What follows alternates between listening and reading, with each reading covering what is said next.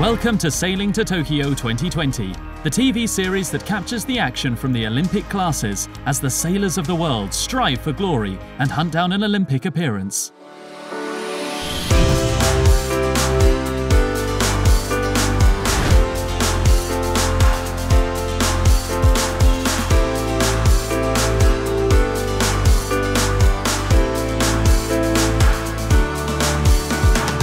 In the last episode, we caught up with a fast and furious battle in the beautiful Bay of Palma, Majorca, at the 49th Trofeo Princesa Sofia Oberastar.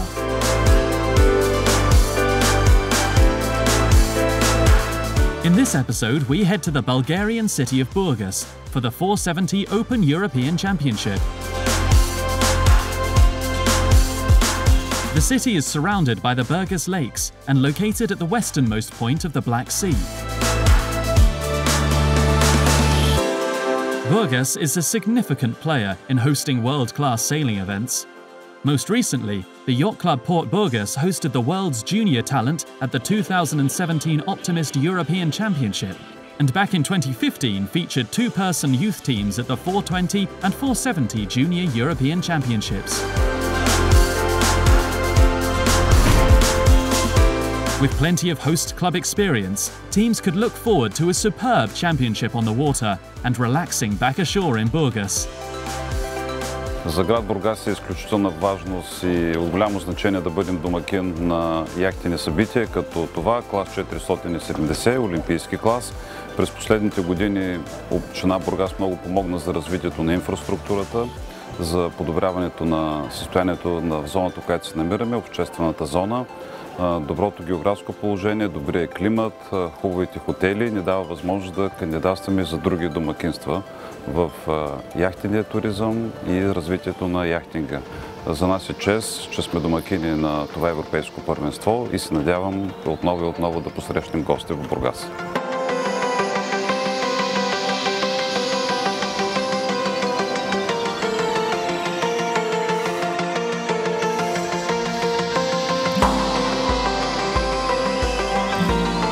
Teams from around the world contested the podium at the 470 Open European Championship.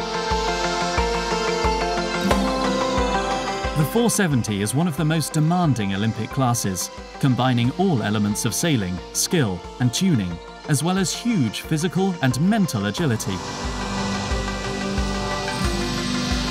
Let's hear from the USA's David Hughes about what makes the class so globally admired. I've sailed a lot of boats over the years, over my entire career, and I keep coming back to the 470. It is a technical boat. It is a boat that requires physique. It's a boat that requires teamwork. It is a boat that requires all elements of the race course to be on point, starting, reaching, downwind, upwind. I've had many Olympic experiences in other boats, 49ers for example, and I see the 470 as being this perfect relationship of athleticism, tuning, and spirituality, and physical exercise, and tactics, and it's all in one package. It's a wonderful boat. 470 is pure racing. 470 is technical, strategical, Physical. fast. 470 is a really fun boat to sail.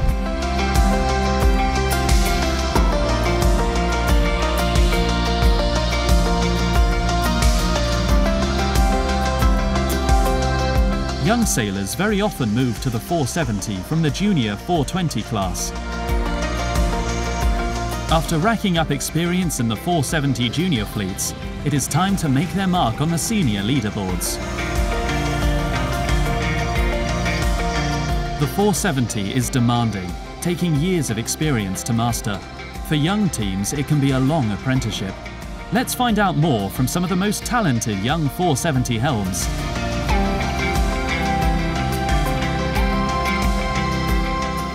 Difficult than in the junior class because the people are more experienced, like they have been sailing for many years, and so it's difficult to fight against this. Now in every regatta you just try to keep learning on your way with the coach and your team and try to be every day better and better, and it's true that now with the senior fleet, every time that you do a little mistake, you're going down on the girls, so you have to be very consistent.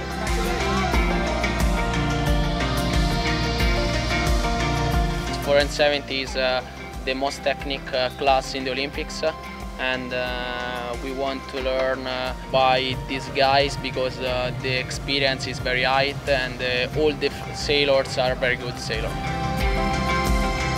I don't feel any pressure because I know that we are probably one of the youngest sailors in this fleet, but for this cause we want to learn from the other guys that are older than us, and we want to do all our best that we can do.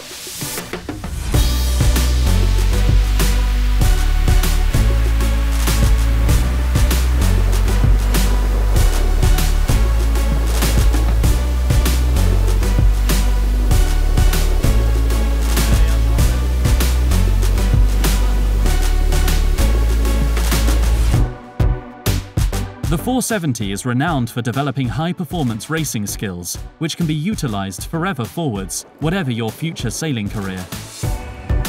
470 sailors are particularly coveted in the professional big boat racing circuit. Tomas Kopi, a former 470 Olympian and coach of Slovenia's Tina Marak and Veronika Makarol, shares his insights into the unique advantages of the 470.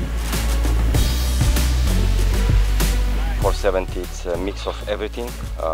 There's a main, jeep, spinnaker. Okay, new boats are using now the Genakers, but more or less it's the same. A lot of boat handling, a lot of mast trimming, a lot of small adjustments.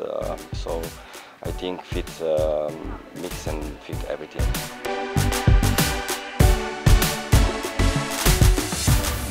I sailed 470 on my 3 Olympic campaigns.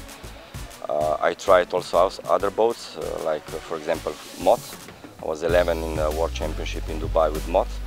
So I pretty much know, especially with these dinghies and new boats, what's going on. And I think 470 it's a really good Olympic boat, and for my opinion should stay in Olympic Games.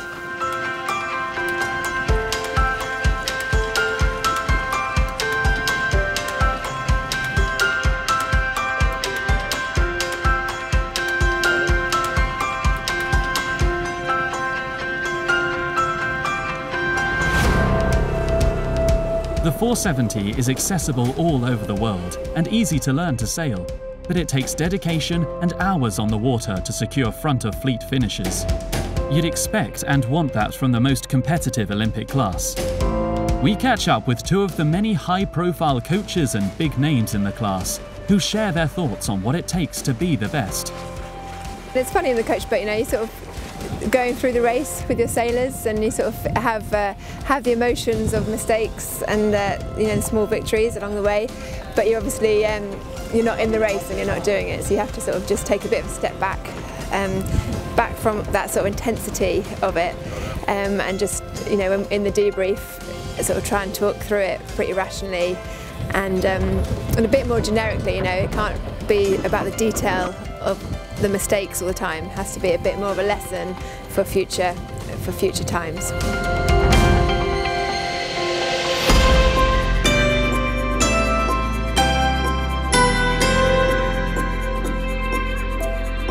From a female coach to a male coach, Portugal's Alvaro Marino can be found sharing his wisdom with Switzerland's Linda Fani and Maya Siegenthaler.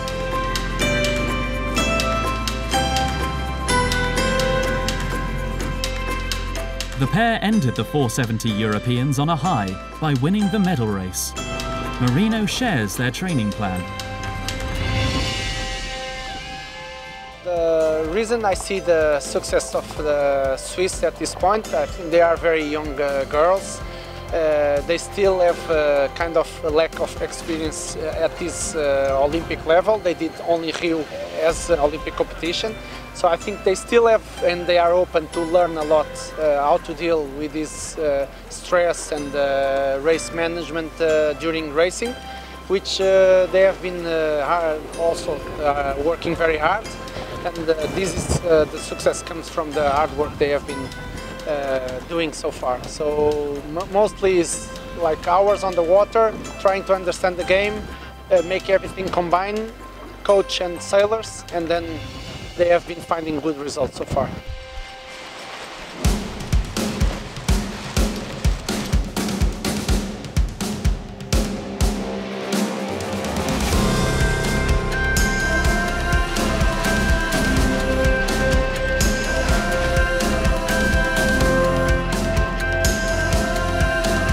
Featuring a high percentage of European teams, the championship has also attracted teams from around the world, including Asia, where the 470 is massively popular.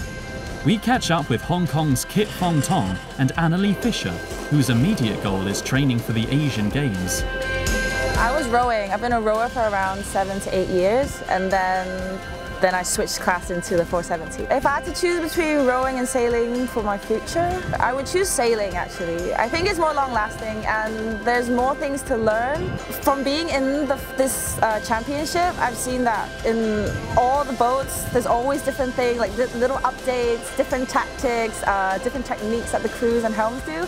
And I think there's a lot more to learn in the coming years than if I chose rowing.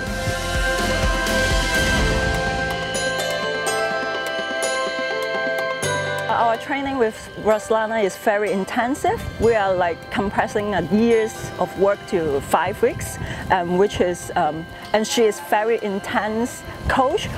We always have to have speed, and fast. We are happy to be here training after 5 weeks, and we are improving.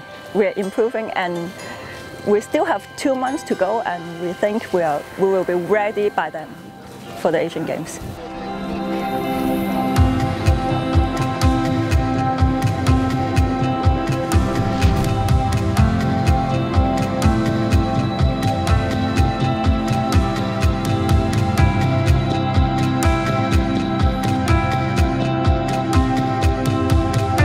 Elite athletes will inevitably face hurdles along the way. Obstacles must be turned into opportunity, and as a team, there is only one choice: become stronger. Portugal's Costa brothers, Diego and Pedro, ended their junior racing career on a high by winning the 2016 420 World Championships. Next step, the 470. But they were soon dealt the blow of injury. Many months of rehabilitation and comeback now puts the pair back on the campaign circuit, but it has not been an easy journey. On 2017 we stopped for 2 or 3 months to recuperate from that injury. Then we got directly to the Garda European, Youth European, without any training or 1 or 2 weeks of training. The championship was not so good. Then we tried to train hard, but because of that stop, I think we lost a little bit of rhythm compared to the other guys. Now we are trying to catch up. We'll see if in the rest of the season we'll put a lot of more races to try to catch a little bit the rhythm and keep going, keep pushing hard to the front.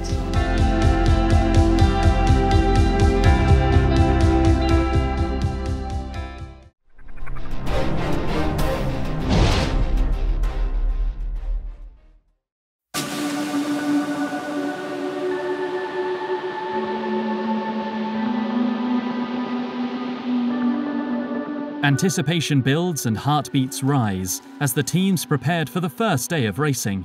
Both the defending European champions were in the lineup and hoping for a repeat performance.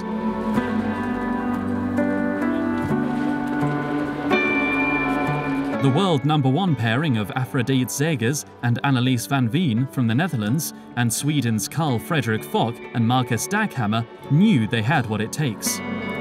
But were they ready to take on and defeat the all-star lineup facing them?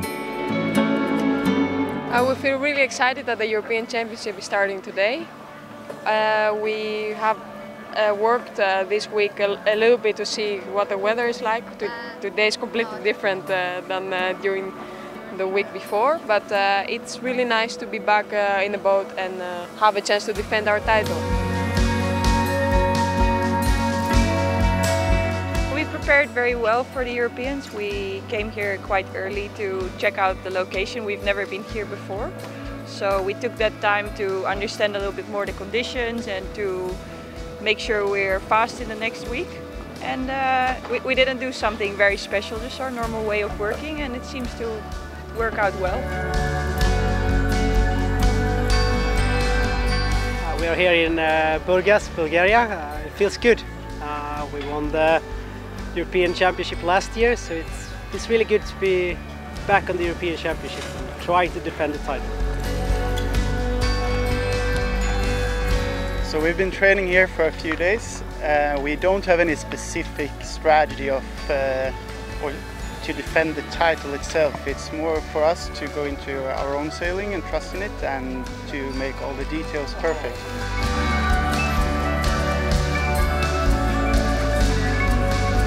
Light wind on Saturday's opening day forced the race committee to abandon racing. All change on Sunday as the breeze kicked in around 8 to 10 knots for the 3 races on a hard-to-read racetrack. Israel's Gil Cohen and Noah Lazary started conservatively in the women's fleet, upping the ante from a 10th in race 1 to score 2-1 and take the lead on tiebreak over Spain's Maz and Cantero.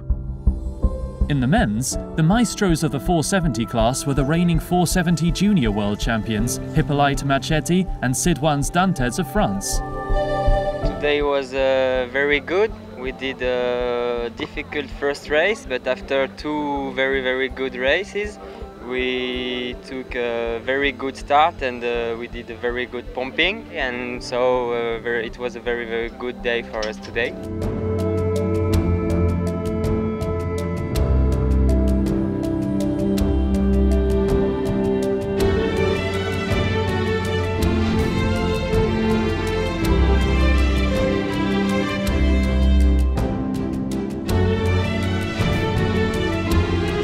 Throughout the week, some teams seemed assured of a podium finish, while others were posting up and down scorecards. The schedule was punishing, with the intensity of 3 back-to-back races in tricky conditions on each of Sunday, Monday and Tuesday pushing teams to the limit. 2 races on Wednesday decided the medal race lineup. We're heading into the medal race in 3rd place thus far this week. It's been really hard to predict which side of the course will pay off. And so in this race, we'll play it as a what you see is what you get.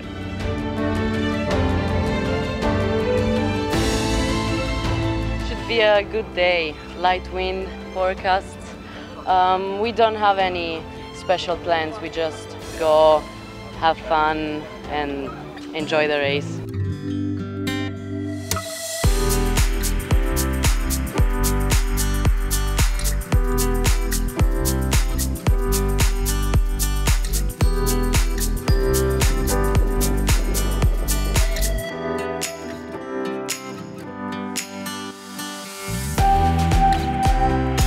Eleven races over 4 days proved hugely rewarding for Sweden's Anton Dahlberg and Fredrik Bergstrom, who wrapped up the 470 European Championship crown after notching up an unassailable points advantage. A milestone performance for this pair, building on their silver medal from the 2017 470 Worlds. All they had to do was make a clean medal race start and finish to bag the gold medals.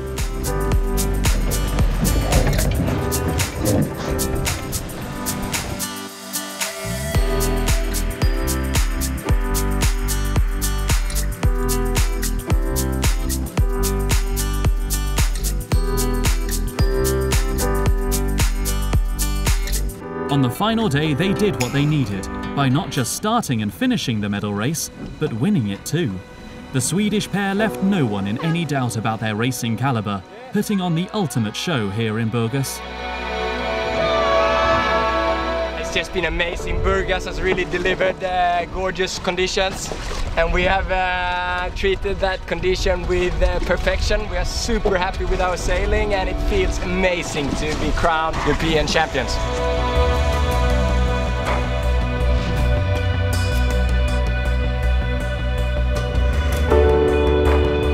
A 4th place finish in the medal race was enough to see the USA's Stuart McNay and David Hughes finish 2nd overall in the 470 Open European Championship, with 3rd to Greece's Panagiotis Mantis and Pavlos Kayalis.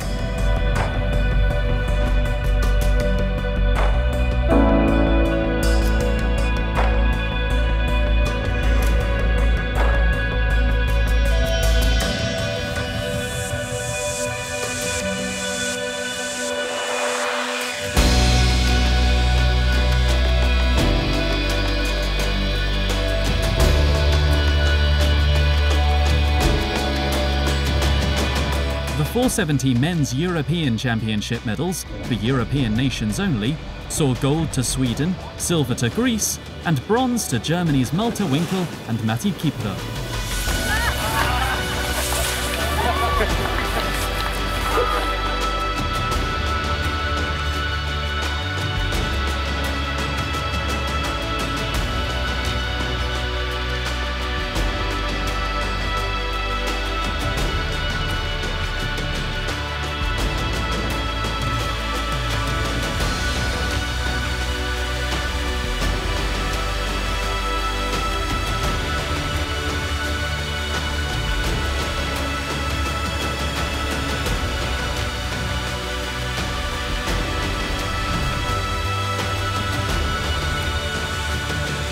On the penultimate day for the women, Slovenia's Tina Marak and Veronika Makarol upped their game to take over the series lead and strengthened their control over the fleet with a 13-point advantage.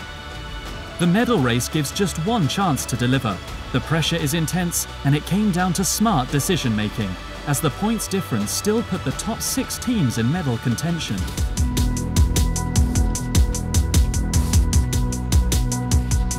A second place in the medal race was more than enough to give Marak and Makarol the 2018 470 Women's European Championship title by a massive 20-point advantage.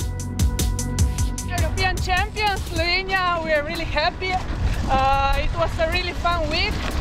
We had some ups and downs, but at the end we managed to win. Today the first upwind wasn't so great, but we managed to do some good downwinds and we finished second, so we are really happy.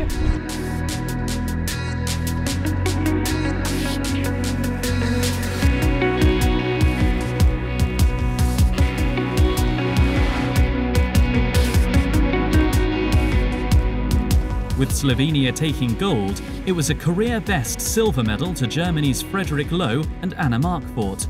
Teammates Nadine Boehm and Ann-Kristin Golias pushed all out to finish the medal race in third, take the bronze medal, and also seal a first-time appearance on a 470 European Championship podium. Gentlemen, please all be upstanding and face the flag.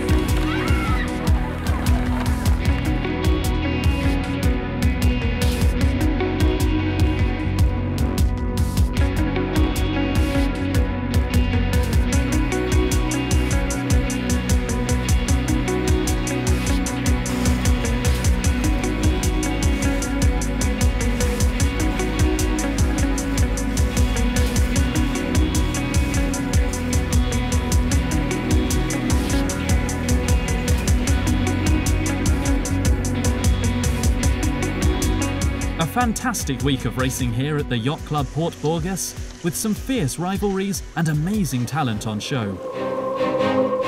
The countdown builds to the next major event on the campaign trail at the Worlds in Aarhus, Denmark, and the first opportunity for Olympic qualification to Tokyo 2020.